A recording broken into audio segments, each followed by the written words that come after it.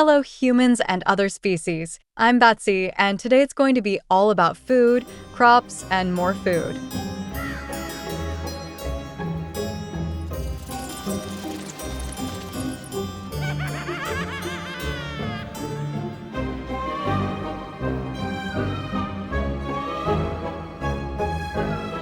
This time I have actually done some stuff between episodes. You can already see the little platform for the bat flyer, obviously. I kept leaving it on this chunk next to the workstation, but we want to build here at some point, so it ended up being kinda awkward where to put it. At the end, I thought this was the best place, and it doesn't look all that bad. I kinda like it. I also placed a convenient bed because it keeps raining like crazy in the industrial area for some reason. Legit 70% of the time I'm here it's raining. And of course, you might have already noticed that I removed all the temporary barrels. I have finally moved things into the workstation, and I have been hard at work to sort things out. The blocks above and below are there to display in general what kind of items are inside. It's a fairly common system, at least I use it really frequently.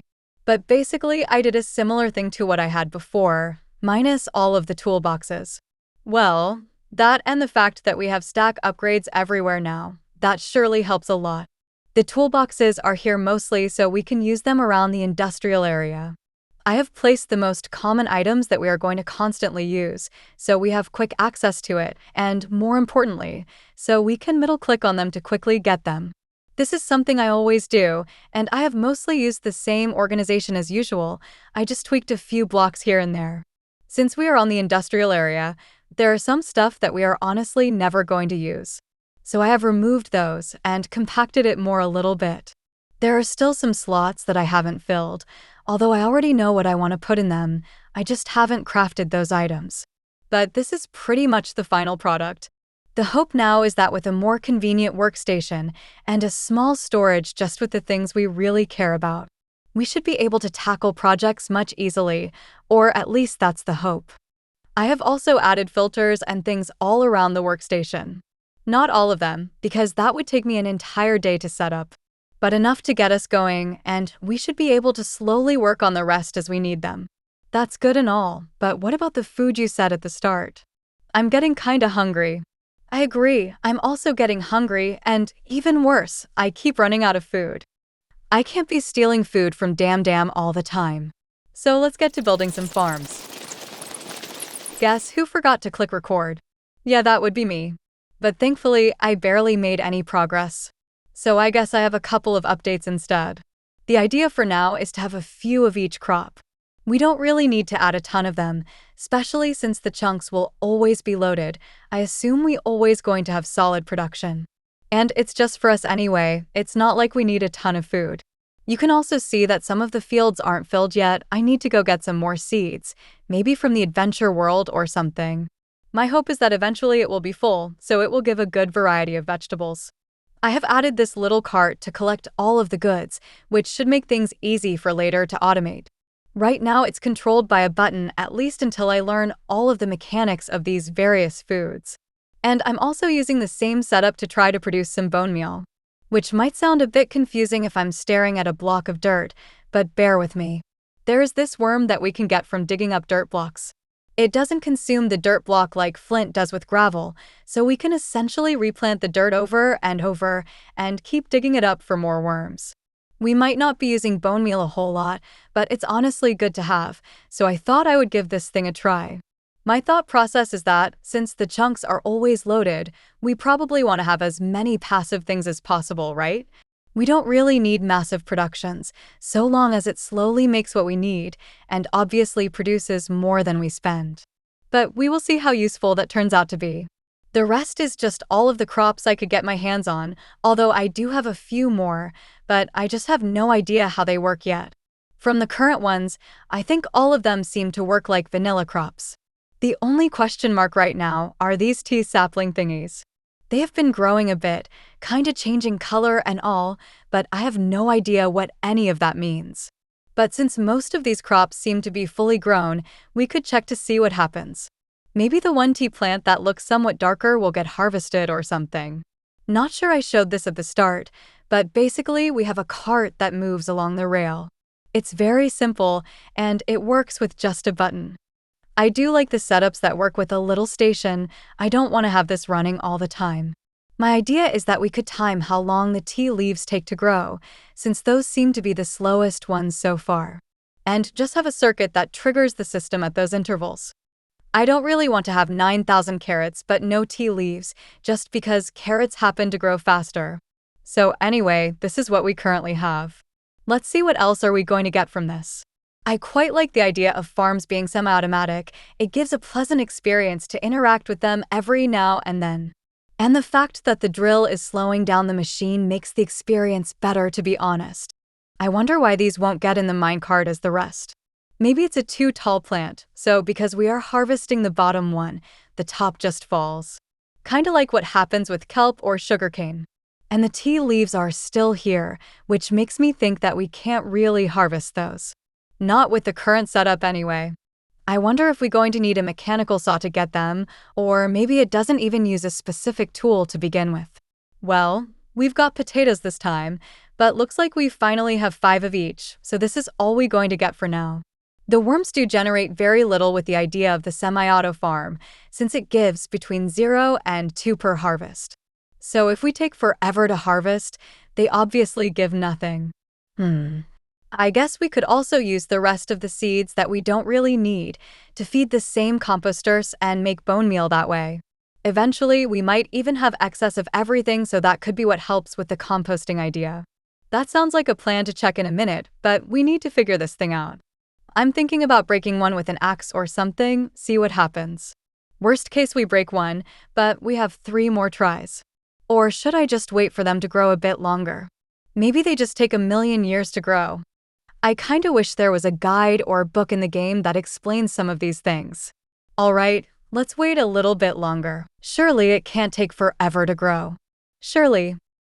Well, they don't seem to grow any longer or get any darker than this, so it's fair to assume this is as far as it goes. Now, what do we even use to harvest these? Because I have the assumption then this minecart won't do it. But only one way to find out. Yeah, that's what I was expecting to happen. We do get a nice amount of everything else, but no tea leaves to be seen. And there is also the corn issue. It's growing taller than the rest, so maybe I will have to stack a couple of harvesters or something. Or potentially just hoppers underneath. That could do it. Anyway, I'm going to break one of these. There has to be a way to harvest this. Sure enough. Black tea leaves, a random stick, and some seeds. So it does need an axe after all. Or never mind, it just breaks with anything. That's a bit of a bummer. Because then we need to replant them with deployers or something. And maybe a mechanical saw or something like that to harvest them out. It feels a bit too complicated for the simple crop farm I wanted to make. There is still this other chunk that I want to add more stuff on. Maybe we make a dedicated area just for tea? That could work out better. Alright, what do these tea leaves do anyway? We can make some black cod, which apparently gives a massive amount of attack speed. That's quite silly. Somehow we can make green tea out of black tea leaves. And of course a bunch of vegetables, because I always use carrots to make green tea, of course. Ooh, never mind, there is more. So this is to make kombucha, which is something alcoholic apparently. Yeah, I don't know how this fermenting works, but I'm not really interested in alcohol. That's more like it. Found the black tea. But it gives poison. Why even does it give poison? So we can either choose to get poisoned by black tea or drink kombucha thing and get poisoned anyway with alcohol. Tell you what, I'm not convinced at all. Going to leave crops for this section, and maybe later on we can grow tea or something. I'm sure there will be someone in the comments screaming how I'm missing something and tea it's actually the best thing from the mod. But for now, I will be leaving it in the chest. I don't have a particular interest in getting poisoned. I went to the overworld to collect some more seeds, but turns out that I was only missing eggplant from the normal crops. So I'm simply filling the rest with the few crops I think will be more useful to have around. I also found some rice around the swamp, but this one requires a little water canal to grow. Automating the harvesting is quite simple.